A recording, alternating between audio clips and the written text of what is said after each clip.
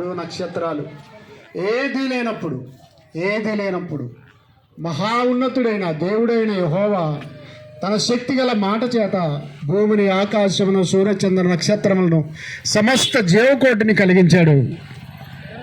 దేవుడు ఈ భూమి మీద మనుషులను విస్తరింపజేశాడు. అలా భూమి మీదకి వచ్చిన మనిషి చివరికి దేవుడు ఎవరో తెలియకుండా దేవునికి దూరం అయిపోయాడు. ఆజ్ఞ అతిక్రమమే పాపము అని చెప్పింది గ్రంథము. కాబట్టి మనిషి దేవుని మాటను అతిక్రమించాడు, దేవుని మాటకు లోబడలేదు. కనుక పాపము వలన వచ్చు జీతము మరణము. ఆ మరణము అనగానే మట్టిలో పాతి పెట్టే మరణము లేదా కట్టెల మీద కాల్చే మరణము కాదు, కానీ ఈ మరణం తర్వాత మరొక మరణం ఉంది. అదే నరకము, అగ్నిగుండము. అటు అగ్నిగుండంలో ఆత్మ చావదు, అగ్ని ఆరదు.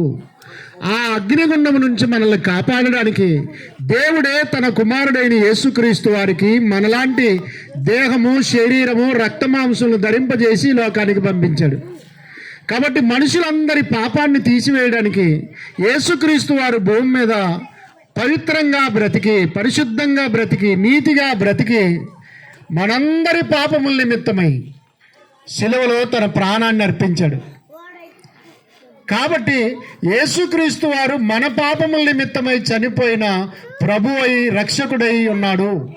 ఆయన సమాధి చేయబడి 3వ రోజున తిరిగి లేచాడు. మరణాన్ని గెలిచిన ఏకైక వ్యక్తి లోకంలో యేసుక్రీస్తు వారు మాత్రమే.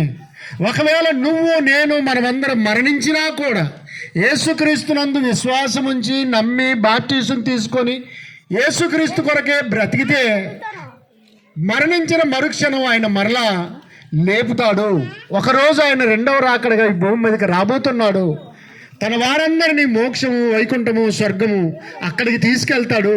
కాబట్టి యేసుక్రీస్తునందు విశ్వాసం ఉంచితే, నమ్ముకుంటే మోక్షము, పరలోకం దొరుకుతుంది.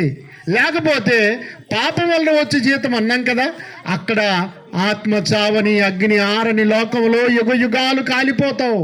చాలా జాగ్రత్త. ఇప్పుడేదో మాలమాదిగల దేవుడు అనుకుంటున్నారేమో, పొరపాటు. కాబట్టి ఇప్పుడే తెలుసుకున్న నీవు యేసుక్రీస్తును దేవుని కుమారునిగా, రక్షకునిగా అంగీకరిస్తే నువ్వు రక్షింపబడతావు. ఇంకా అనేక విషయాలు తెలుసుకొని కోరినట్లయితే చర్చి దగ్గరికి రావాలని ప్రభు పేరిట మనం చేస్తున్నాను. దేవుడు మిమ్మల్ని అందరినీ దీవించునుగాక.